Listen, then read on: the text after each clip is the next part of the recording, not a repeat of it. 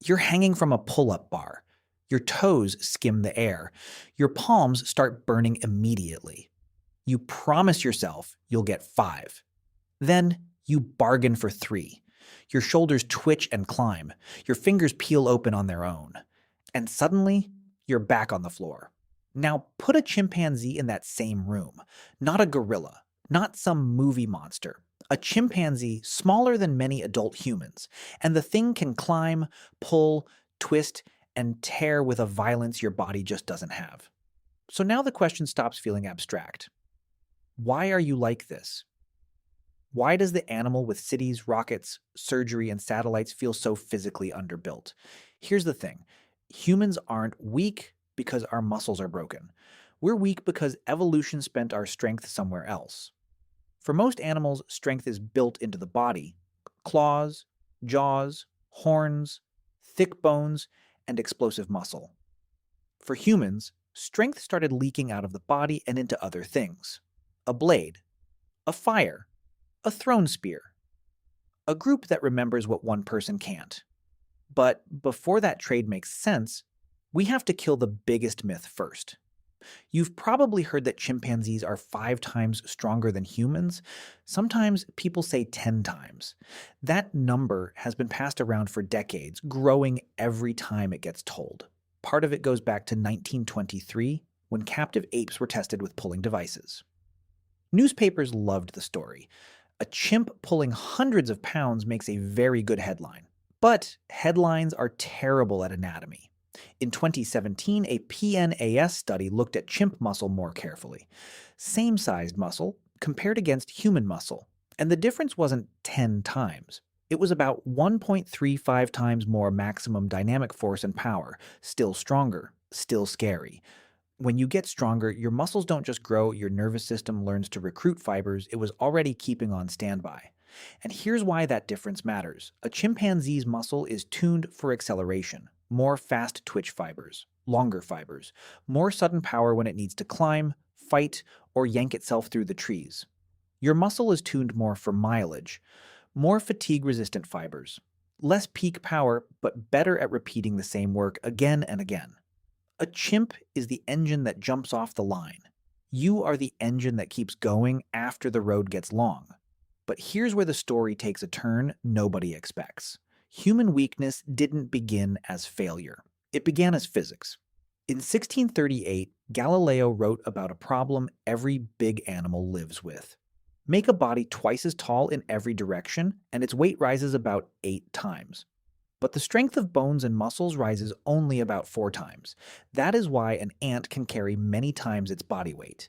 And you can't carry a car. Small bodies get mechanical gifts that large bodies don't. So part of your weakness is simply the cost of being a 70-kilogram animal. But that only explains the floor. The real human story is what evolution built on top of it. Around 6 or 7 million years ago, the human and chimp lines split.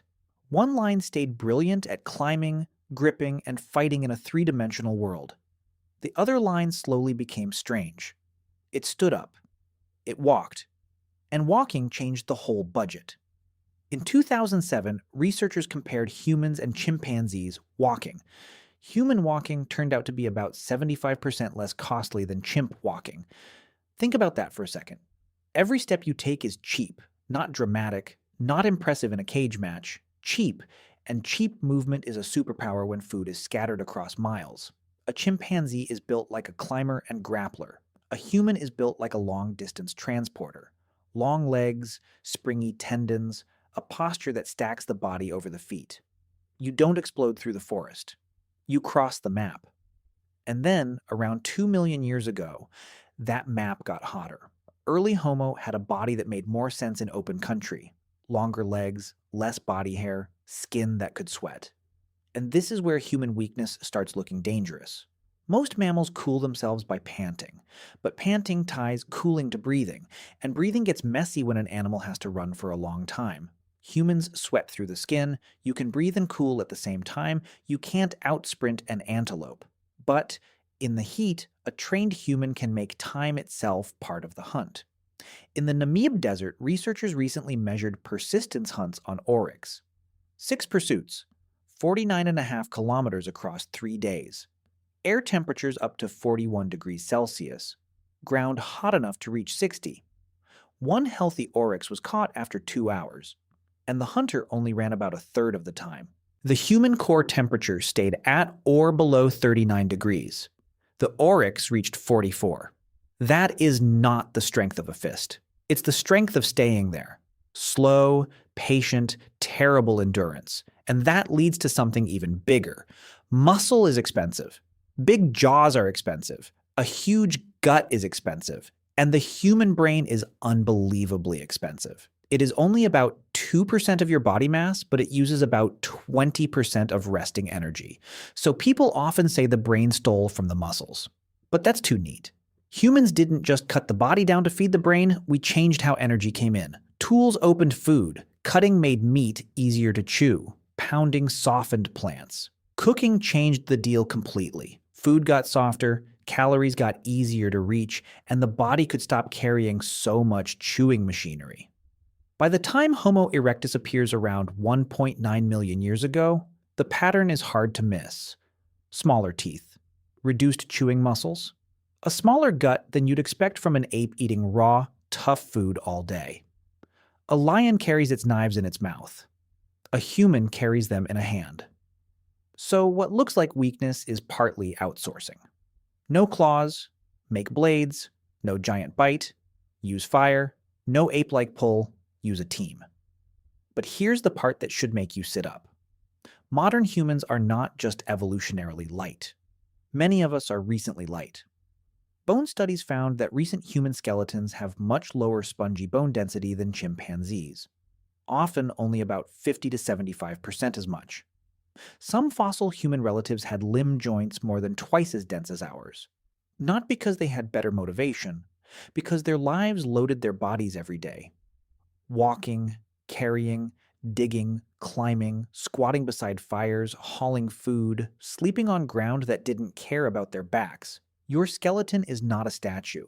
It's more like a subscription service. Stop paying in load, and it cancels density. And muscles do something similar. Strength is not just meat under the skin. It's also software. Your nervous system has to learn how to recruit what you already have. That's why beginners often get stronger before they look bigger. The muscle hasn't transformed yet. The control system is waking up. But no, you don't secretly use only 10% of your strength. That story is too easy. Your body has brakes for a reason. Tendons can tear, joints can fail, fuel runs out, pain keeps you from spending everything at once. And biology has even deeper brakes than that. In 2004, doctors described a child with a rare myostatin mutation. Myostatin normally limits muscle growth.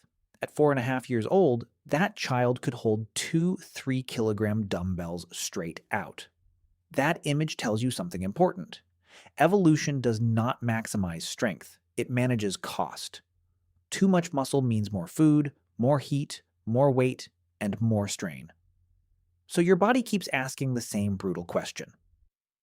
Is this strength worth carrying all day? For humans, the answer kept changing. Once you can cut, cook, throw, track, and cooperate, brute force is no longer the only path through the world. A weaker hand can become deadly if it holds a spear. A weaker jaw can survive if food is cooked. A weaker individual can do what no lone animal can do if the group remembers together. Now here's the reversal. Weakness made us dependent, but dependence made culture valuable, and culture made weakness survivable. Then it made weakness selectable, because the ape with less bite could still eat. The ape with less pull could still build. The ape with less explosive power could still cross a continent. And then we took the outsourcing further than evolution ever saw coming. Cars replaced walking, chairs replaced squatting, machines replaced carrying, screens replaced hours of movement with hours of stillness. So when you feel weak now, you're feeling 2 stories stacked on top of each other. The old story, where humans traded brute force for endurance, precision, heat, and tools. And the new story, where modern life stopped asking the body to carry its own design. You're not a failed chimpanzee. You're a different kind of ape. One that gave up some violence in the arm, for distance in the legs, cooling in the skin, control in the hand, and memory outside the skull. Other animals carry survival as anatomy. Humans carry it as culture. That is why your body feels so strangely unfinished. It was never meant to be the whole weapon. Human weakness is not an accident. It is the scar left by the invention of culture.